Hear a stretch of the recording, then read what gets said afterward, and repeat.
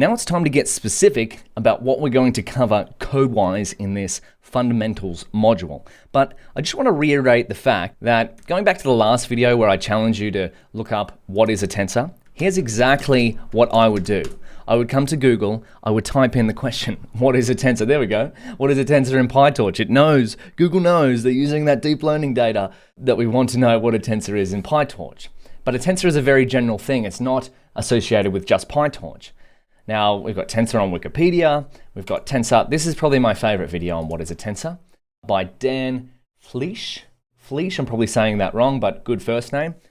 And this is going to be your extra curriculum for this video and the previous video, is to watch this on what is a tensor. And now you might be saying, well, what gives? I've come to this course to learn PyTorch, and all this guy's doing, all you're doing, Daniel, is just Googling things when a question comes up. Why don't you just tell me what it is? Well, if I was to tell you everything about deep learning and machine learning and PyTorch and what it is and what it's not, that course would be far too long. I'm doing this on purpose. I'm searching questions like this on purpose because that's exactly what I do day to day as a machine learning engineer. I write code like we're about to do, and then if I don't know something, I literally go to whatever search engine I'm using, Google most of the time, and type in whatever error I'm getting, or PyTorch, what is a tensor, something like that. So I want to not only tell you that it's okay to search questions like that, but it's encouraged. So just keep that in mind as we go through the whole course. You're going to see me do it lots. But let's get into what we're going to cover. Here we go. Now, this tweet is from Elon Musk. And so I've decided, you know what, let's base the whole course on this tweet. We have learning ML DL from university. You have a little bit of a small brain.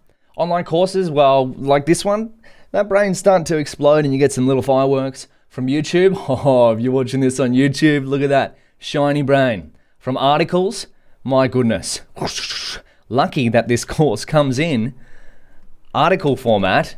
If you go to learnpytorch.io, all of the course materials are in online book format. So we're going to get into this fundamentals section very shortly, but if you want a reference, the course materials are built off this book, and by the time you watch this, there's going to be more chapters here.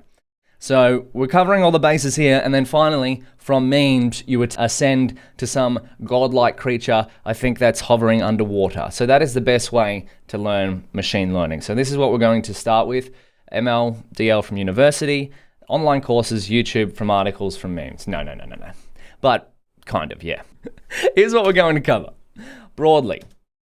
So now, in this module, we are going to cover the PyTorch basics and fundamentals, mainly dealing with tensors and tensor operations. Remember, a neural network is all about input tensors, performing operations on those tensors, creating output operations.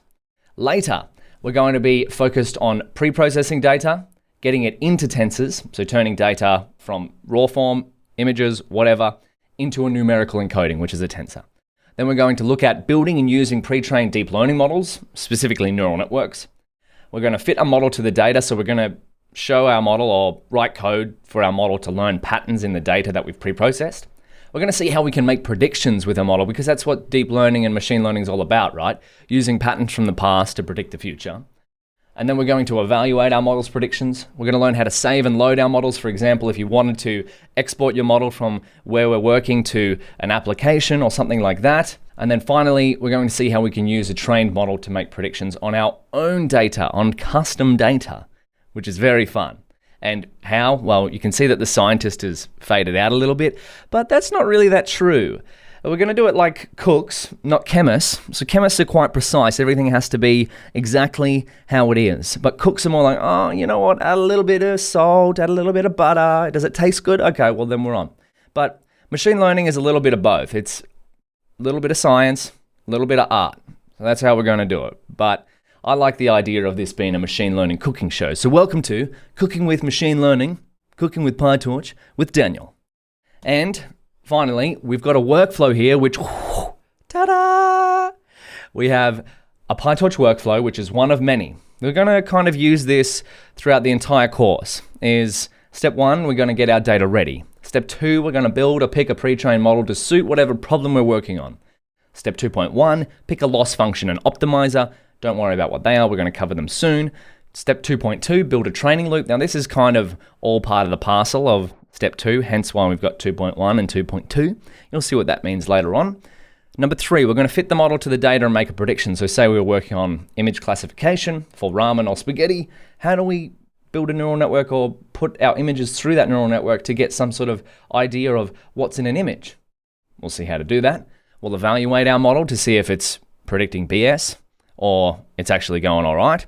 And number 5, we're going to improve through experimentation. That's another big thing that you'll notice throughout machine learning, throughout this course, is that it's very experimental, part art, part science.